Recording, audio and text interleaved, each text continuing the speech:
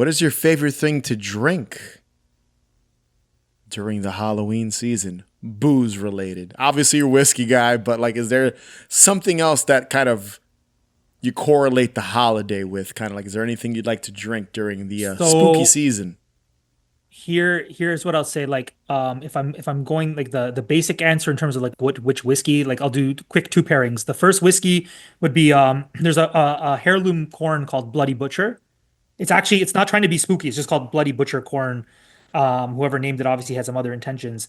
But this farm out in Indiana makes Starlight makes this Bloody Butcher corn, which no one would know, but I'm trying to put out my own release of it this year for Oh spooky wow! All season. right. So there's a little something that's in the works. Well, maybe hopefully it works. Like a single barrel where I'll sell bottles. It'll be Whiskey Morgue, Oh, Bloody nice. Butcher, Starlight. But the new drink that I think is going to work for me is like I do black coffee all year round, but then when spooky season comes around, the basic bitch in me does a little bit of pumpkin spice cold foam. Yes. And I did an interview with the team from Shanky's Whip, so Dylan from Shanky's Whip. And it's like this black Irish whiskey liqueur. It's like it's whiskey, but it's like black and has a little bit of like vanilla and caramel flavoring to it. And that just tastes amazing. Like you could take a Starbucks drink and just Pour a pour. little in there. Yeah, no, and it's marvelous. I think that's my new like festive drink. But if I'm Hmm. going like whiskey morgue route, then I'm going Bloody Butcher from Starlight. Both sound lovely, so sounds good to me. If I get the bottles, I'll make sure you get some. I look forward to it.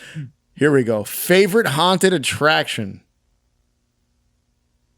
In Niagara Falls, there's a place called Nightmares, Ah, okay. and it's calmed down a bit. It's still scary as fuck, but the whole premise is that like for the most part, you're following a little red dot. And where it was interesting, I went when I was like maybe 13.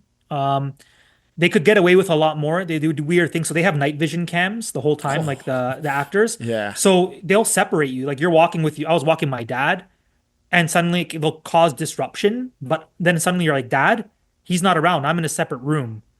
And Wow. yeah, and then like you'll get a whisper in your ear and be like, I'm daddy now. Like you would get that kind of shit where and completely removes your senses. The idea of it's just in the dark. And then to top it off, and they don't do this anymore, they would have like a wet sponge and they would like touch your arm. Or like it Oh, would feel like someone's like licking your arm, or that's like, yeah, gross. maybe someone Yeah, was. I was assaulted and I possibly. don't even know it. Oh God. Is this place is still around?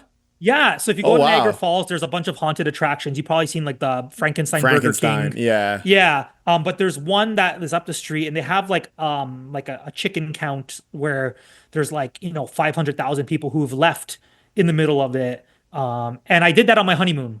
Oh, nice. So I mean, I got married in Niagara Falls with my wife. We were like this like in the vineyards. There was like this distillery brewery there.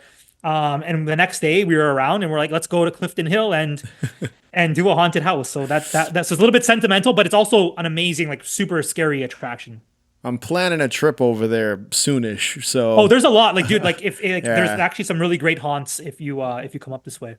definitely. I have to. That's what I've wanted to do is go out there to check out haunts because I'm tired of the ones out here.